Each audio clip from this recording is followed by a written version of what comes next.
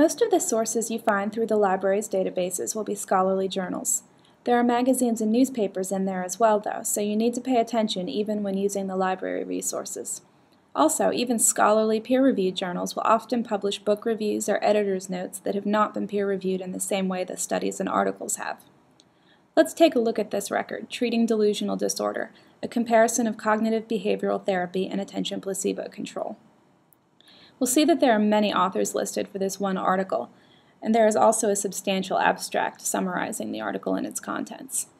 Let's take a look at the PDF full text of the article.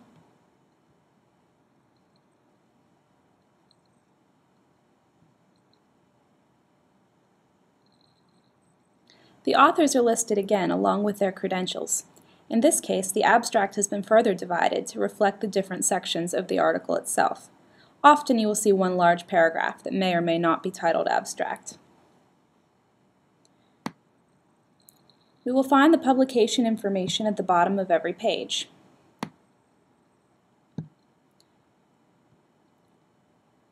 Previous studies that were used as sources are cited clearly. The objective, method, results, and discussion sections are clearly marked.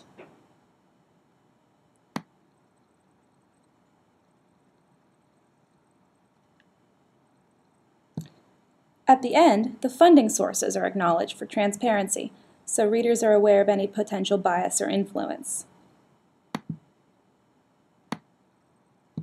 The clear list of references works together with the in-text citations to allow readers to find the original sources of the information throughout the article.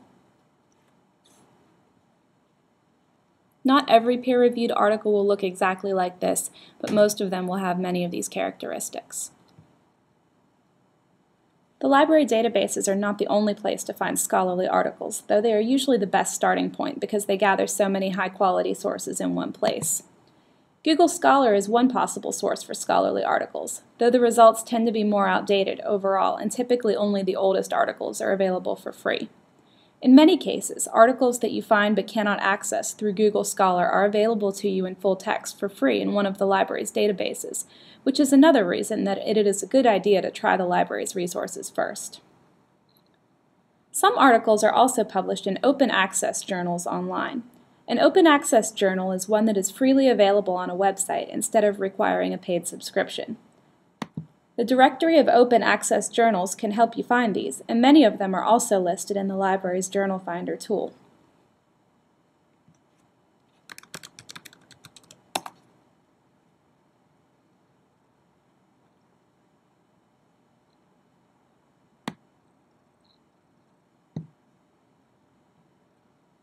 The directory of open access journals will link you out to the journal's website. If you are looking for scholarly information on a general web through a search engine, make sure to look closely at the source you have found. Websites, even those belonging to respected scholars in the field, have not been through the rigorous editing and checking process that a peer-reviewed source has. If you have found what you think is a scholarly source on the open web, make sure to check the background of the website. If it is a scholarly journal published online, there should be a section that explains how they review and select articles for their site. On this site, you will want to look at the About the Journal and editorial board pages, which explain the journal's standards and article selection process. If you cannot find this kind of information, the site is unlikely to be a peer-reviewed source.